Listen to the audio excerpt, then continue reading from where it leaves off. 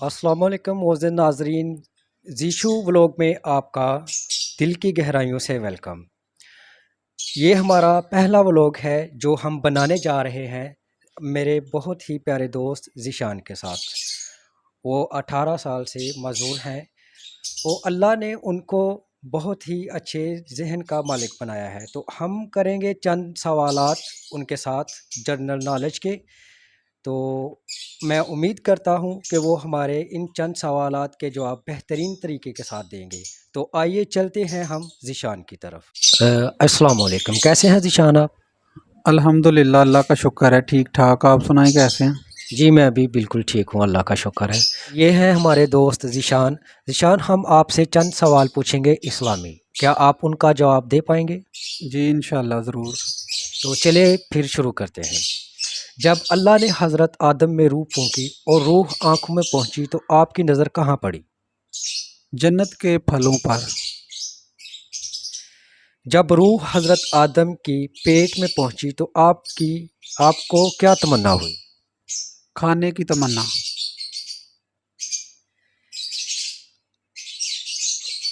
جب روح حضرت آدم کے پیروں میں پہنچی تو آپ کے قدم کس طرف بڑھے؟ جنت کے پھلوں کی طرف۔ حضرت آدم کی پیدائش کے بعد اللہ نے آپ کو کہاں بھیجا؟ فرشتوں کی ایک جماعت کے پاس۔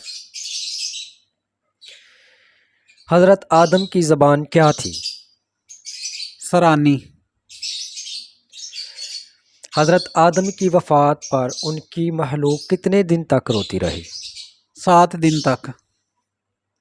حضرت آدم کی وفات پر چاند سورج کتنے ایام تک گرہن رہے؟ 7 دن تک۔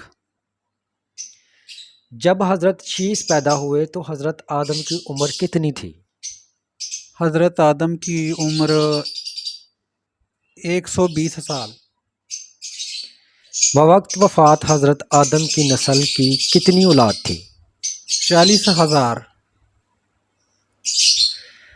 اماں حوا علیہ السلام کے بطن سے کتنے بچے پیدا ہوئے؟ 40 بچے۔ الحمدللہ رب العالمین یہ الفاظ سب سے پہلے کس نے کہے؟ حضرت آدم علیہ السلام نے۔ حضرت موسیٰ کا زیر استعمال ہونے والا عصا جنت سے اپنے ساتھ کون لایا تھا؟ حضرت آدم علیہ السلام۔ حضرت آدم کے تیسرے بیٹے شیس علیہ السلام حابیل کے قتل کے کتنے عرصے بعد پیدا ہوئے؟ 5 سال بعد۔ حضرت آدم نے مرنے سے قبل اپنے کس بیٹے کو اپنا جانشین بنایا تھا؟ حضرت شیش علیہ السلام۔ حضرت عیسیٰ علیہ السلام کے علاوہ اور کون سے پیغمبر تھے جو بن باپ کے پیدا ہوئے؟ حضرت آدم علیہ السلام۔ حضرت آدم علیہ السلام جنت کے کس حصے سے زمین پر آئے تھے؟ جنت المادی۔ حضرت آدم کو جنت سے زمین پر کس جگہ اتارا گیا تھا؟ لنکا۔ اماں حوا کو جنت سے زمین پر کس مقام پر اتارا گیا تھا؟ جدہ کے مقام پر۔